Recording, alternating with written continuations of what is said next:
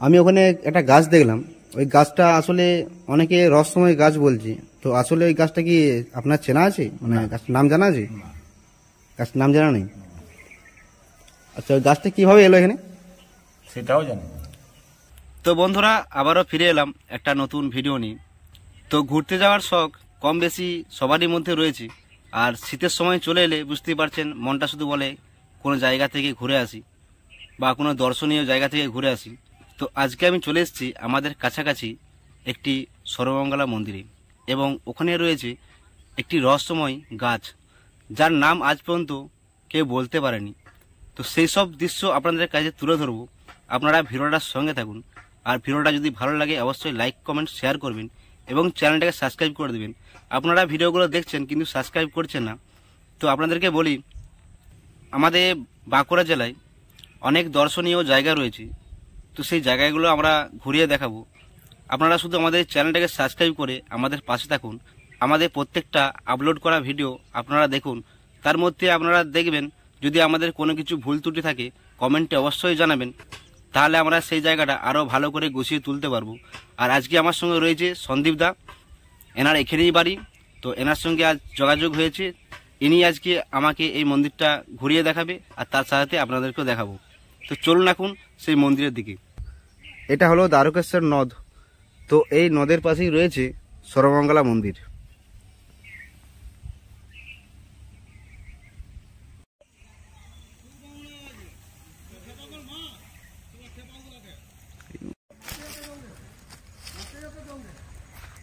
তো আপনারা দেখে যান, এই গাছটায় কিন্তু ছাল নেই, বিনা ছালেই কিন্তু গাছটা এখনো জীবিত রয়েছে। আর এই গাছটার নাম আজ পর্যন্ত এখানে মানুষ বলতে পারেনি। আর এর কি রহস্য রয়েছে সেটা হয়তো আমরা জানি না। তো এই রহস্যের উদ্ঘাটন করার জন্য আমরা চলে যাব পুরোহিতের কাছে, আর পুরোহিতের কাছ থেকে জেনে নেব এই গাছের রহস্য কী। তো অনেকে এসে আমরা দেখেছি অনেক ভিডিওর মধ্যে এই গাছটা নিয়ে অনেকে ভিডিও বানিয়েছি, তো তার রহস্য কে বলতে পারেনি। তো আজকে আপনাদেরকে এই গাছের সম্বন্ধে টোটালি যা রহস্য রয়েছে সব কিছু তুলে ধরবো। আর এই পাশে একটা গাছ দেখতে পাবেন, এখানে একটা গাছ দেখতে পাচ্ছেন, এই গাছটা হচ্ছে ক্যান গাছ। এই গাছটা চিনতে পারছি, দেখুন গাছটা টোটালি একবারে ঝাপঝোপে ভর্তি হয়ে রয়েছে, আর খুব সুন্দর একটা বসার জায়গা করা হয়েছে। আর গাছটা পুরো কালো হয়ে রয়েছে, দেখলে ভয় লাগবে। গাছটা আবার দেখে যান কাছ থেকে।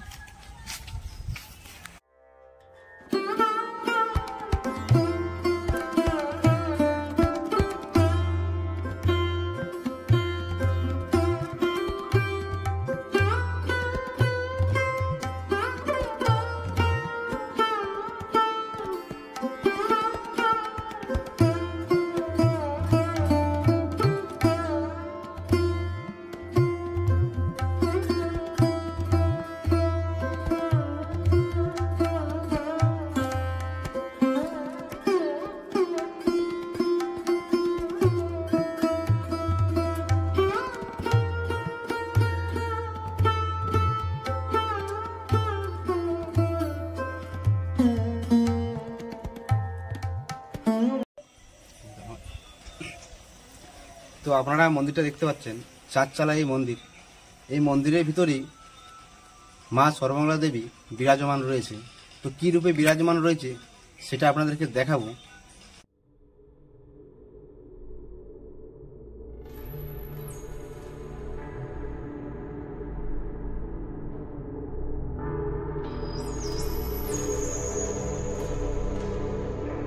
আর ঠিক মন্দিরের পাশেই রয়েছে শিব মন্দির।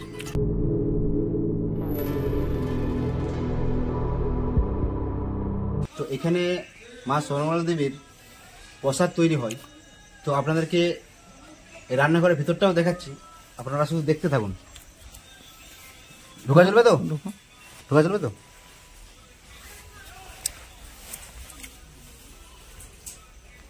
ভাত রাখা হয় এখানে। আচ্ছা, এখানে ভাত রাখা হয়। আচ্ছা, এখানে ভাত রাখা হয়। আর এই পাশে কিন্তু অনেকগুলি উনুন রয়েছে, মাটির উনুন।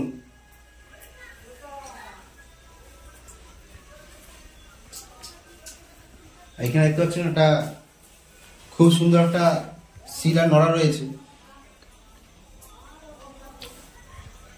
আচ্ছা, এখানে সবকিছু রান্নার যাবতীয় জিনিস এই ভাড়ার ঘরেই থাকে।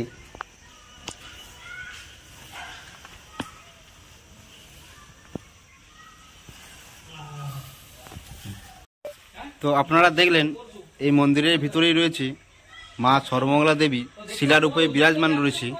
তো এরপর আপনারা দেখতে পাচ্ছেন একজন এখানে পুরোহিত রয়েছে, ওনার সাথে আমরা কিছু জেনে নেব এই মন্দিরের সম্বন্ধে। তো আপনারা অবশ্যই ভিডিওটা সম্পূর্ণ দেখুন, বিনা স্কিপ করে, আপনাদেরও ভালো লাগবে। আমার নাম হচ্ছে সুকুমার চক্রবর্তী। মায়ের সেবা করি, পূজা, নিত্য সেবা, ভোগ সব কিছুই, শীতল টিটল সব কিছু এখানে ব্যবস্থা করে ভোগ টোগ মায়ের জগিয়ে তারপরে বাড়ি যাই। আচ্ছা, তো আমি ওখানে একটা গাছ দেখলাম, ওই গাছটা আসলে অনেকে রহস্যময় গাছ বলছি, তো আসলে ওই গাছটা কি আপনার চেনা আছে, মানে গাছটার নাম জানা আছে? না, গাছটার নাম জানা নেই।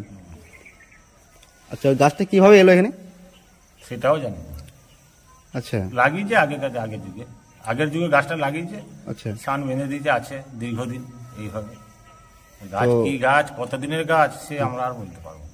আচ্ছা, এই সামনের গাছটা যেটা কালো পাড়া গাছটা রয়েছে, ওটা তো ক্যান গাছ। না, কেন গাছ লাগাই, এটা বানানো রয়েছে। ওইটাই তো বলছি। তো কি গাছ ওটা? কি জানি, বকুল গাছ না কি এখন যা হোক বলে, আমরা ঠিক বলতে পারছি না। মানে সঠিক কেউ হন না, কিন্তু অনেকে বলছিল অশোক গাছ, কিন্তু আমাদের বাড়িতেও একটা অশোক গাছ রয়েছে। এই পাতাটা আমি এনেছিলাম, দিয়ে একবার দেখেছিলাম, কিন্তু পাতাটার সঙ্গে কিন্তু ম্যাচ হয়নি। না, তা এই গাছটা জানা নেই? না, এগুলো গাছগুলো কি, এটা তো বট বৃক্ষ গাছ।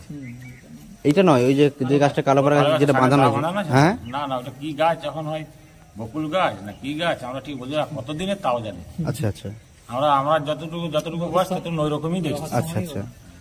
তো আপনি তাহলে এখানে প্রতিদিন দিন নিত্য পুজো করে যান? না, যখন সেবা পড়ে তখন আচ্ছা, বহু লোকের সেবা আছে, ও ঠাকুরের সেবা বহু লোকের। আমার এখন আজ থেকে 5 দিন, তারপর আবার অন্য কারোর থাকবে। আচ্ছা আচ্ছা, আপনার এখন 5 দিন রয়েছে, তারপর অন্য কারো থাকবে। হ্যাঁ, আচ্ছা, আর এখানে মানে যদি কেউ আসে, মানে এখানে মায়ের প্রসাদ গ্রহণ প্রসাদ পাওয়ার করতে, জন্য এখানে যদি কেউ আসে তাকে পয়সা দিয়েও খেতে পারে, আর তা নাহলে চাল ডাল তরি তরকারি মাছ সবই কিছু মায়ের খালা পড়ার জন্য সব কিছু মায়ের সরঞ্জাম নিয়ে আসতে হবে। যজন আসবে সে একটা মাথা পিছু হিসাব করে নিয়ে আসতে হবে। সে বাউন ঠাকুর আছে, ভোগ রেঁধে ভোগ জোগাবে, তারপরে সে ভোগ পরিবেশন করবে। আচ্ছা, আর এখানে যেটা প্রধান প্রসাদ যেটা মানে ওটা যে খালা পড়া বললো, খালা পড়া, ওটা পুরো মাছের না? মাছে সরষা দিয়ে মাছ সরষে দিয়ে, ওটা কি পুরোনা হয়? পুরানো, আচ্ছা। আংরা দিয়ে পুরানো। আচ্ছা মায়ের সম্বন্ধে কিছু জানা নাই সেরকম, আমরা সে আগেকার লোকের যুগে জানি, আছে সে লোক আর নাই। আচ্ছা, মানে মা এখানে বিরাজমান রয়েছে কত বছর? সেটা কত বছর সেটা কেউ বলতে পারবে না। হ্যাঁ। কত বছরের মন্দির, কত বছর কখন মা উঠেছিল হ্যাঁ, সেসব আমরাও জানি না, আর এখনকার লোক কেউ বলতে পারবে না। সেসব আগের লোক আর নাই। আশা করি আছে, যদিও নিত্যানন্দ চক্রবর্তী নাকি উনি আছে, উনি হয়তো কিছু বলতে পারে। আচ্ছা, ওনার বাড়ি এখানে? নাচছে, আচ্ছা আর অন্য ছেলেরাও আর অন্য বাপের মুখ থেকে শুনে কিছু বলতে পারে। আচ্ছা আচ্ছা আচ্ছা। তো এখানে প্রতিদিন মোটামুটি মানে ভোগ মানুষের হয়, মায়ের ভোগ প্রতিদিনই হবে, নিত্য সেবা ভোগ প্রতিদিন হয়? প্রতিদিন ভোগ, নিত্য বা শীতল প্রতিদিনের জন্য হয়। মানে কিরকম ভিড় হয়? কোনোদিন ওই যে যেমন আজকে 10টি হয়েছিল, হ্যাঁ, কালকে আবার 500টাও হতে পারে, আর নাহলে 50টা হতে পারে, নাহলে 100টা হতে পারে। মায়ের মহিমা। কালকে গতকাল 100 হয়েছিল, সেটা আমি শুনেছি। সন্ধ্যাবেলায় শীতল দেওয়া হয়। আচ্ছা। আর এখানে মেলাটা যেটা হয়, মেলাটা কোন টাইমে হয়? এটা মাঘ মাসের 2 তারিখ থেকে আরম্ভ। মাঘ মাসের 2 তারিখ থেকে। আচ্ছা, তো আমরা এই পুরোহিতের কাছ থেকে জানতে পারি, তো আপনাদেরকে যে গাছটা দেখালাম কালোপাড়া যে গাছটা, ওই গাছটা আসলে ক্যান গাছ নয়, নামটা ঠিক বলতে পারছে না। তো আমি মাঝে একবার এসেছিলাম এই কিছুদিন আগে, তো আমাদের বাড়িতে একটা অশোক গাছ রয়েছে, ঠিক পাতাগুলো কিন্তু অশোক গাছের মতনই। আমি এসে ম্যাচ করেছিলাম, কিন্তু ম্যাচ হয়নি। তো আপনাদের যদি জানা থাকে অবশ্যই কমেন্টে জানাবেন। এবং এখানে আসতে হলে আপনাদেরকে বলে দিই, যদি আপনারা বিষ্ণুপুর দিক থেকে আসেন তাহলে 5 লাইনের বাস ধরবেন। 5 যাওয়ার আগে নারীচা টবেজ পাবেন, সেই নারীচা টবেজে নেমে ওখান থেকে আপনারা টোটো পেয়ে যাবেন, সেই টোটো দিয়ে চলে আসবেন। 15 মিনিট আপনাদের শুধুমাত্র লাগবে। আর বর্ধমান দিক থেকে যদি আসেন তাহলে বিষ্ণুপুর লাইনে বাস ধরবেন। তো বিষ্ণুপুর ঢোকার আগে কিন্তু আপনারা নারীচা স্টপেজ পেয়ে যাবেন, সেখান থেকে ওই টোটো ধরেই চলে আসবেন। তো মন্দিরটা আপনাদেরকে আমি ঘুরে দেখালাম, খুব সুন্দর মন্দির আর খুবই প্রাচীন মন্দির। এখনও কেউ জানে না এই মন্দিরটা কত সালের পুরনো হবে। তো এই গাছটা বিনা ছালেই কিন্তু এইভাবে জীবিত রয়েছে, মানে অবাক হয়ে যাচ্ছি। তো কি গাছ হতে পারে ঠিক বুঝতে পারছি না, যদি জানা থাকে কমেন্টে জানাবেন। এখানে পুরোহিতকে আমরা জিজ্ঞাসা করলাম, তিনিও বলতে পারলেন না। শুনলাম নাকি এখানে বহু পর্যটক এসেছিল, তো তারাও কিন্তু এই গাছটা চিনতে পারেনি। তো আমরা আর কি করে জানবো গাছটা কি নাম হতে পারে। আর আমার পিছনে দেখতে পাচ্ছেন একটা বিরাট বড় একটা গ্রাউন্ডের মতো এরিয়া রয়েছে। তো এই এরিয়ার মধ্যেই মানে মেলা হয়, বিখ্যাত মেলা হয়, দেখে যাবেন মেলা। এখানে মেলাটা খুব সুন্দর মেলা হয়, আমরা প্রতি বছরই আসি। যাই হোক, ভিডিওটা কেমন হয়েছে কমেন্টে জানাবেন, যদি ভুল ত্রুটি হয়ে থাকে অবশ্যই কমেন্টে জানাবেন।